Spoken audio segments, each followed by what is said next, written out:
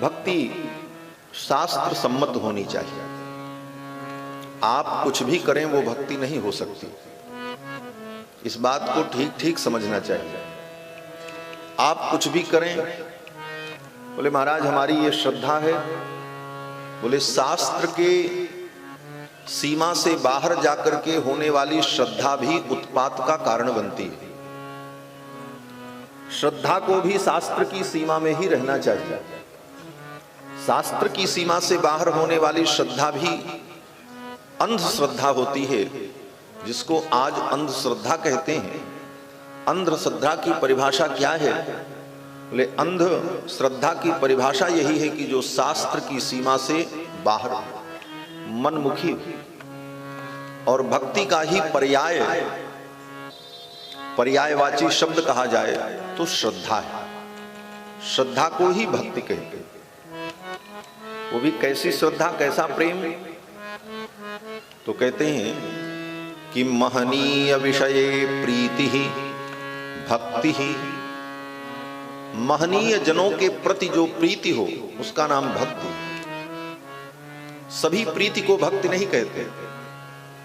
बाप अपने बेटे से प्रेम करता है, लेकिन बाप के द्वारा बेटे के प्रति किया गया जो प्रेम है उस प्रेम को हम भक्ति नहीं कह सकते, क्योंकि वो महनीय के विषय में नहीं है। पिता के लिए बेटा महनीय नहीं होता। वात्सल्य का पात्र हो सकता है, दुलार का पात्र हो सकता है, वो महनीय नहीं होता।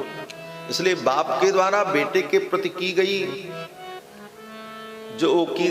गया जो प्रेम है वो प्रेम भक्ति नहीं है, वो प्रेम है। लेकिन बेटा बाप से प्रेम करे, बाप की सेवा करे, बाप की आज्ञा का पालन करे तो उसको कहते हैं पितृभक्ति। क्यों? बोले वो महनीय के प्रति, पुत्र के प्रति पिता महान। उसी प्रकार मां पुत्र से प्रेम करती है तो उसको वात्सल्य कहते हैं, लेकिन वही पुत्र अपने मां के प्रति समर्पित होकर प्रेम करता है, उनकी आज्ञा का पालन करता है तो उसको मातृभक्ति कहते हैं। तो महनीय विषय प्रीति ही भक्ति ही। महनीय जनों के प्रति जो प्रीति होती है उसे भक्ति कहते हैं। अब भगवान के संदर्भ में वो भक्ति कैसे है?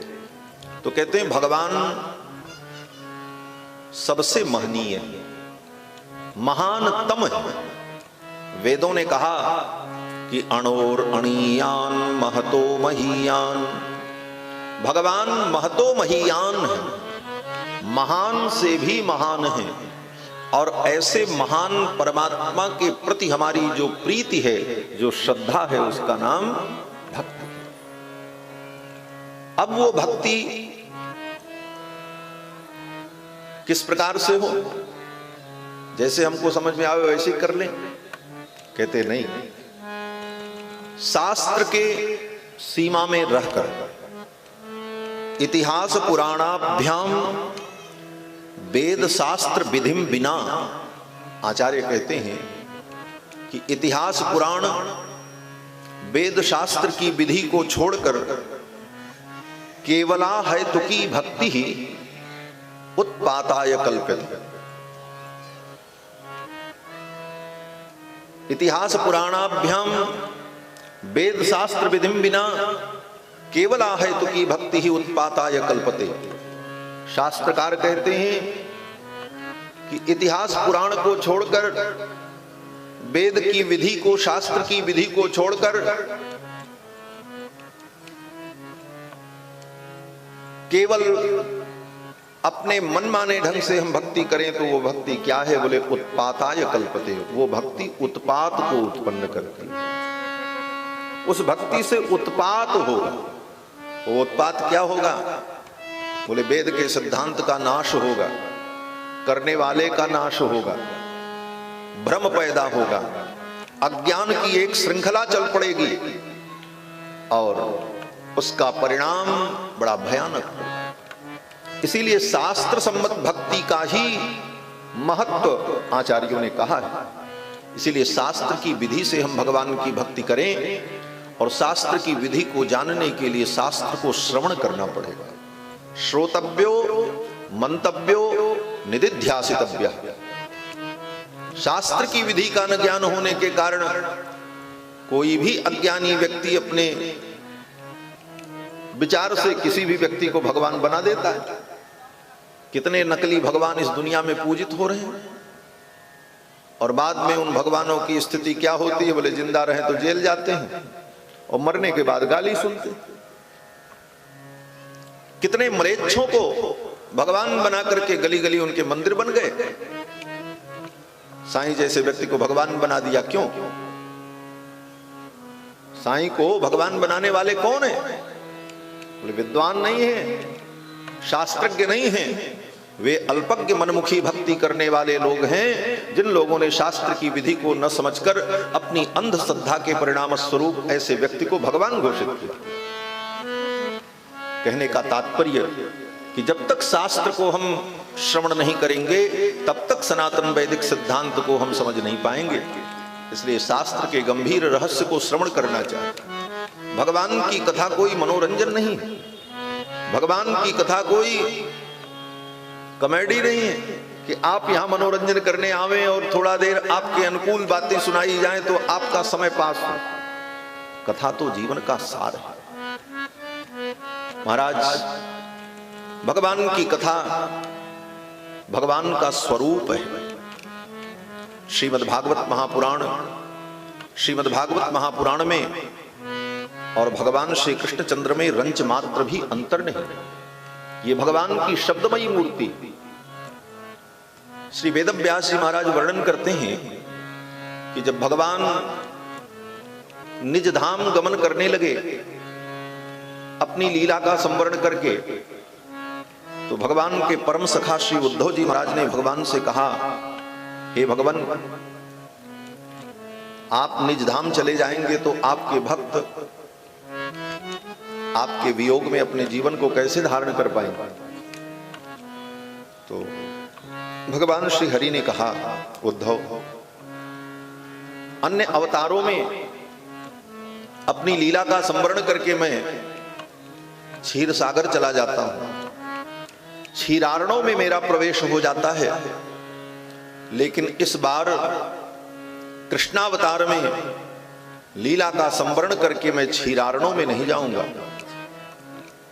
तो उद्धव जी ने कहा, आप कहां जाएंगे? तो भगवान ने कहा, श्रीमद् भागवतारणों में मेरा प्रवेश हो जाए। और इतना कहते हुए भगवान गोविंद श्री कृष्ण ने अपनी दिव्य ज्योति को श्रीमद् भागवत ग्रंथ में प्रतिष्ठित कर दिया। वेद व्यास जी लिखते हैं कि तिरोधाय प्रविष्टोयम श्रीमद् भागवतार्णवम, तिरोधाय प्रविष्टोयम श्रीमद् भागवतार्णवम, अपनी ज्योति को तिरोहित करके भगवान श्रीमद् भागवत ग्रंथ में प्रविष्ट हो गए।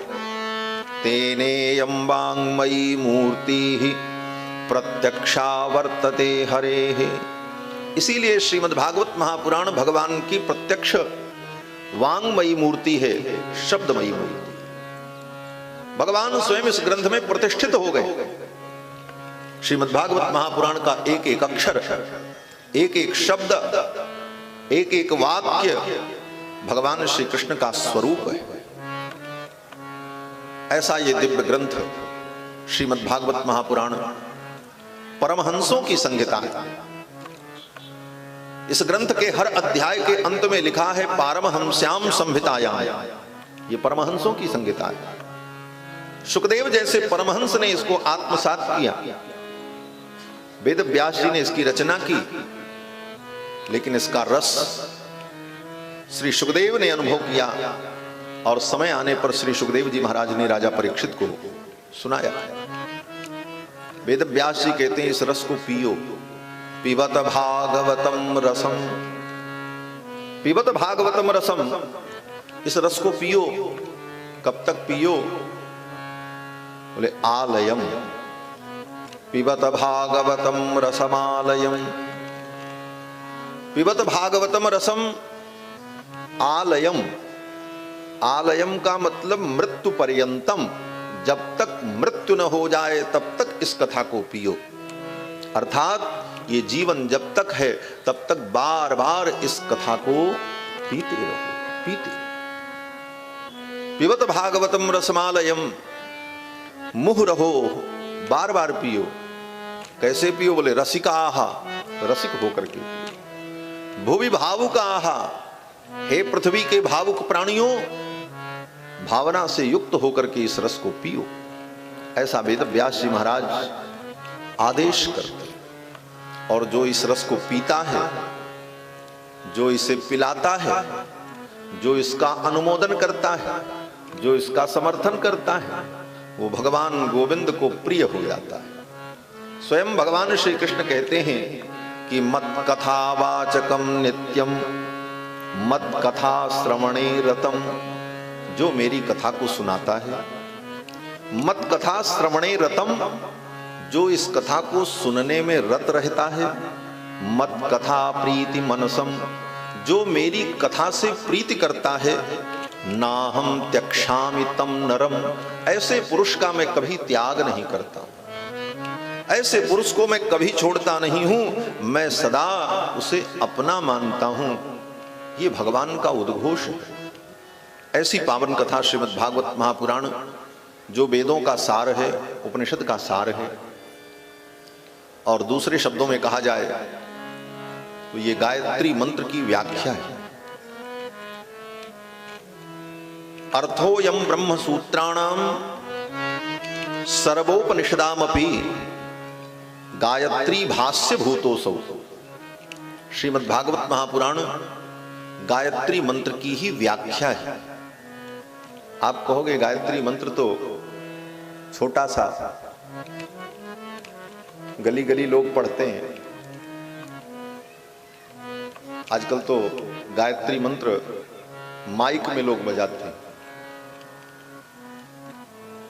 लेकिन गायत्री मंत्र के विषय में जो वर्णन है, गायत्री मंत्र का कभी जोर से उच्चारण नहीं करना चाहिए। गायत्री मंत्र को उपांशु कहना चाहिए। उपांशु का मतलब कि ओंठ हिले लेकिन शब्द अपने कान को भी न सुनाई पड़े। और आज गायत्री मंत्र कैसेट में बजाया जाता है। कारण कि शास्त्र के सिद्धांत को न जानने के कारण हमारी अंधी श्रद्धा हमें धर्म से विपरीत दिशा में ले जाती है और हमारा धर्म विकृत होता है। जहां पर गायत्री मंत्र की महिमा है, वहीं पर यह भी लिखा है कि गायत्री मंत्र का जोर से उच्चारण नहीं करना चाहिए। और विशेषकर गायत्री मंत्र, स्त्री को गायत्री मंत्र का कभी जप नहीं करना चाहिए। व्यासपीठ से मैं बोल रहा हूं, गायत्री मंत्र का जप स्त्री को कभी नहीं करना चाहिए। क्यों? बोले स्त्री गायत्री मंत्र का जप करे तो उसको विपरीत फल मिलेगा। कारण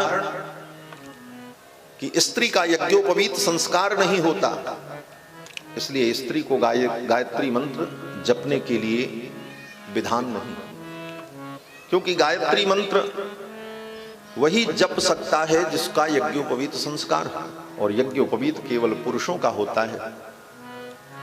इस कारण से स्त्री के लिए भी गायत्री मंत्र का निषेध है। इन सारे विधि निषेधों को मानते हुए जब हम शास्त्र की मर्यादा में रहकर शास्त्र के वचन का अनुपालन करते हैं, तभी शास्त्र के बताए गए फल हमें प्राप्त होते हैं। श्रीमद् वाल्मीकि रामायण में श्री दशरथ जी महाराज ने जब वशिष्ठ जी से कहा कि आप अश्वमेध यज्ञ कराइए, हमें पुत्र की प्राप्ति हो, तो वशिष्ठ जी ने कहा ठीक है, हम कराएंगे। तो दशरथ जी ने एक बड़ी अच्छी बात कही। श्री दशरथ जी ने गुरुदेव वशिष्ठ से कहा कि हे गुरुदेव, कहीं किसी प्रकार की यज्ञ में कोई कमी न हो और विधि का नाश न हो, शास्त्र की जो विधि है उसी विधि से यज्ञ हो। क्यों? तो दशरथ जी कहते हैं कि विधिहीनस्य यज्ञस्य सद्यः कर्ता विनश्यति। विधि से हीन यज्ञ करने पर कर्ता का ही विनाश हो जाता है। छिद्रम ही मृगयन्ते स्म विद्वांसो ब्रह्म राक्षसाः। दशरथ जी कहते हैं कि ये राक्षस बड़े विद्वान होते हैं, विद्वांसो ब्रह्म राक्षसा। तो ये करते क्या हैं? बोले आप यज्ञ करने चलो, अनुष्ठान करने चलो, कोई जप करने चलो, तो आपके किसी भी धार्मिक अनुष्ठान शुरू होने के पहले देवता तो बाद में आएंगे, पहले कौन आता है? बोले राक्षस आ जाते हैं, बिना बुलाए आ जाते महाराज। जैसे आपके यहां भंडारा हो तो जिसको आपने निमंत्रण दिया है वो तो बाद में आएंगे, लेकिन भगोना कड़ाहा चूल्हे पे चढ़ जाए और छनने लग जाए, महक लग जाए, तो जितने कुत्ते हैं गांव के सब पहले ही आ जाते हैं, पूंछ हिलाते कि कुछ मिलेगा। खाने वाले बाद में आते हैं, कुत्ते पहले वहां मडराने लगते हैं। उसी प्रकार से जब कोई व्यक्ति धार्मिक कर्मानुष्ठान करने चले तो राक्षस, असुर, पिशाच ये पहले आ जाते हैं। ये वाल्मीकि रामायण का वचन मैं कह रहा हूं। और वाल्मीकि रामायण कितना प्रामाणिक ग्रंथ है, वेदावतार है। वेद वेद्ये परे पुंस जाते दशरथात्मजे, वेद प्राचेद सादासीत साक्षात रामायणात्मना। वेद वेद्य परमात्मा जब 4 रूपों में प्रकट हुए, राम लक्ष्मण भरत शत्रुघ्न के रूप में, तो चारों वेदों ने ही परमात्मा के गुण का गान करने के लिए रामायण के रूप में अवतार लिया। वेद प्राचेद सादासीत साक्षात रामायणात्मना, वो रामायण वाल्मीकि रामायण जो कि 18 पुराण और महाभारत से भी ज्यादा प्रामाणिक ग्रंथ है वाल्मीकि रामायण। और वहां रामायण में कहते हैं कि महाराज यज्ञ यागादि कर्म करने चलो तो राक्षस पहले आते हैं, असुर पहले आ जाते हैं। और आकर के करते क्या है? बोले ये तुम्हारी कमी ढूंढते हैं। छिद्रम ही मृगयन्ते स्म, तुम्हारे कर्म के छिद्र को ढूंढते हैं, कहां कमी। ये छिद्र ढूंढना भी सबके बस की बात नहीं। लोग कहते हैं बड़े छिद्रान्वेषी हैं। बोले छिद्रान्वेषण करना किसी की कमी कौन बता सकता है? वही बता सकता है जो उस विषय का मर्मज्ञ होगा। इसीलिए विद्वान का एक नाम है दोषज्ञ। विद्वान विपश्चित दोषज्ञ, ये विद्वान शब्द के पर्यायवाची शब्द हैं। तो विद्वान को दोषज्ञ भी कहा जाता है, क्योंकि वो दोष जान लेता है, वो पकड़ लेता है गलती कहां हो रही, इसलिए विद्वान को दोषज्ञ कहा जाता है। तो ये राक्षस भी बड़े विद्वान होते महाराज। विद्वांसो ब्रह्म राक्षसा, दशरथ जी कह रहे हैं। और वो करते क्या हैं? बोले वो तुम्हारे कर्म को सावधानी से देखते हैं, कहां इससे गलती हो रही, कहां इससे शास्त्र की विधि का उल्लंघन किया, और क्योंकि शास्त्र की विधि का उल्लंघन नहीं दिखाई पड़ा, उस कर्म के फल का वो नाश कर देते हैं। छिद्रम ही मृगयन्ते स्म विद्वांसो ब्रह्म राक्षसा, विधिहीनस्य यज्ञस्य सद्यः कर्ता विनश्यति। और फिर विधि से हीन कर्म होने पर उस कर्म के करने वाले कर्ता के द्वारा मनोवांछित जो फल है उस फल का विनाश हो। कितनी गंभीर बात है। इन बातों पर हम ध्यान नहीं दे पाते। कितने प्रमाण हैं कि थोड़ी सी विधि बिगड़ जाए तो उल्टा ही फल होता है। रघुवंश के एक राजा थे, उनका नाम था महाराज युवनाश्व। पुत्र की प्राप्ति के लिए यज्ञ कर रहे थे और यज्ञ मंडप में रात्रि में शयन करना था, विधि थी।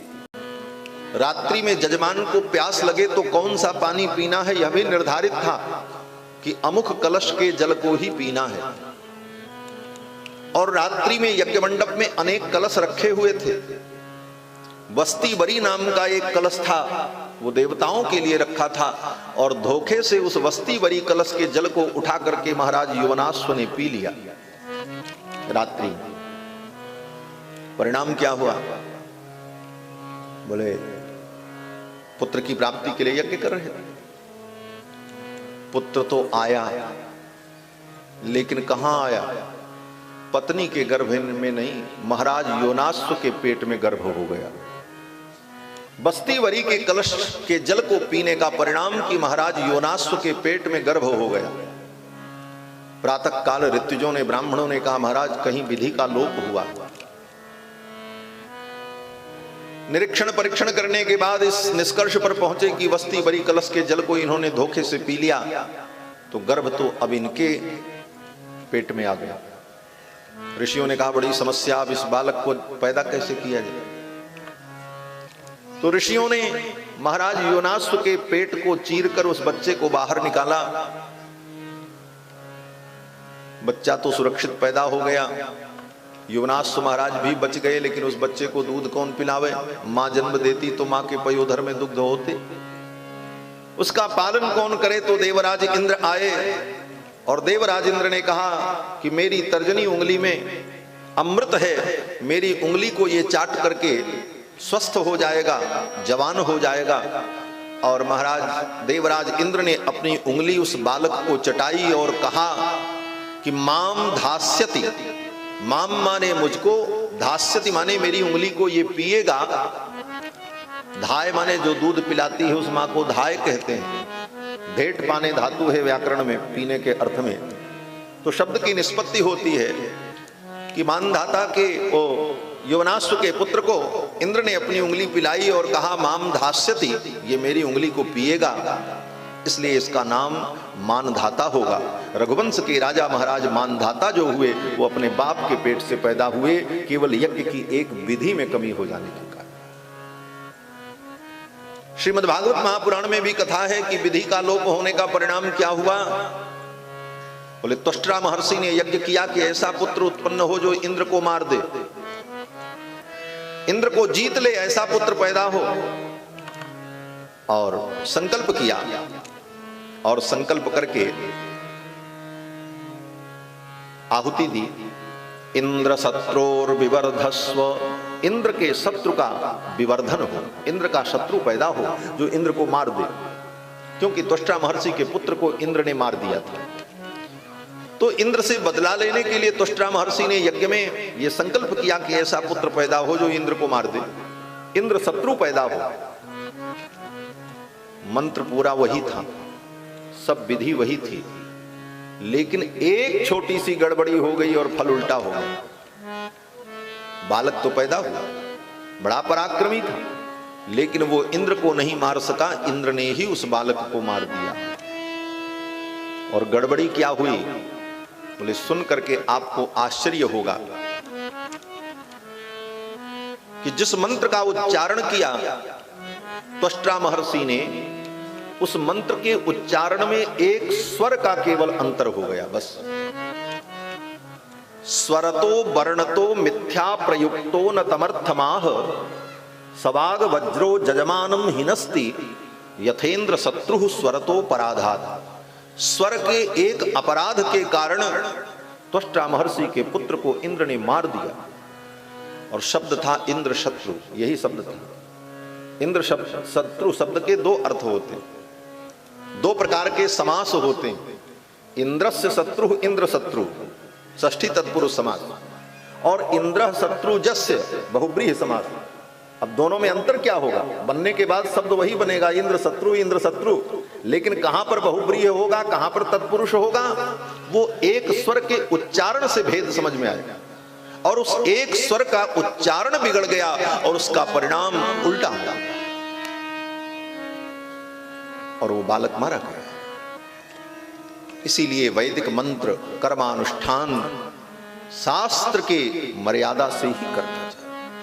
आज लोग कहते हैं हम क्यों नहीं मंत्र पढ़ सकते? बोले मंत्र पढ़ने के लिए 12 वर्ष तक गुरु के चरणों में रहकर एक एक स्वर के उच्चारण को सीखना पड़ता, और तब सीखने के बाद जब योग्यता प्राप्त हो तब उस मंत्र के द्वारा सारी क्रियाएं की जाती हैं।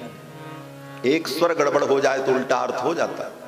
महर्षि पतंजलि जो योग शास्त्र के विद्वान हैं, महर्षि पतंजलि ने अपने व्याकरण महाभाष्य में यह श्लोक कहा है कि स्वरतो वर्णतो मिथ्या प्रयुक्तो न तमर्थमाह, सवाग वज्रो जजमानम हिनस्ति।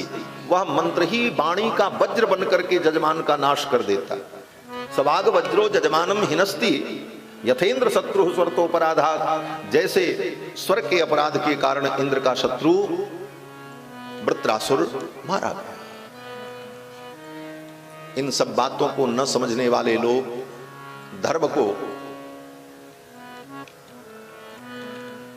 धर्मशाला समझ बैठे कि धर्म धर्मशाला है, जो आओ वही ठहरो, जैसा चाहो तैसा करो।